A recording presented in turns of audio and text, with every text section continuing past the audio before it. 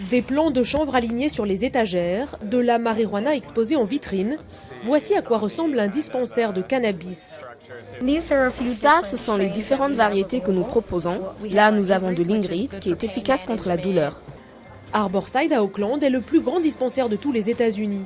Chaque jour, 6 à 800 patients viennent s'approvisionner ici. Pour cela, il suffit d'avoir une attestation d'un médecin, car depuis 1996, la Californie reconnaît les vertus médicales de la marijuana. Je me suis fait mal en faisant du sport, alors j'utilise ça contre la douleur.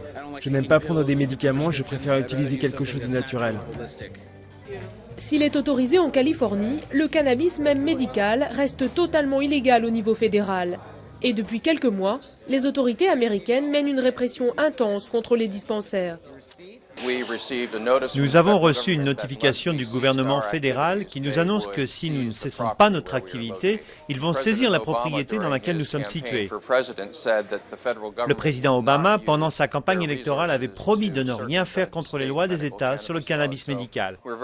Nous sommes déçus qu'il ne tienne pas sa promesse.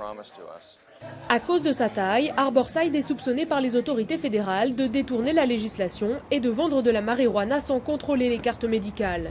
D'autres sont jugés trop près d'écoles ou de parcs. Plus de 500 dispensaires ont déjà été la cible de raids fédéraux. À San Francisco, 2 établissements historiques ont fermé cet été. Alors certains élus locaux ont décidé de réagir. BTI est chargée de collecter les taxes en Californie. Pour elle, ces dispensaires font partie de l'économie. En termes de montant des ventes en Californie, cela représente entre 700 millions et 1,3 milliard de dollars par an. Ça signifie 57 à 100 millions d'impôts chaque année. Avec cette répression, nous allons perdre ce revenu. Et en ce moment, avec la crise économique, les États sont à court d'argent. Ils ont besoin de toutes les sources de revenus possibles. Avec les fermetures de dispensaires, les autorités craignent aussi la recrudescence du marché noir.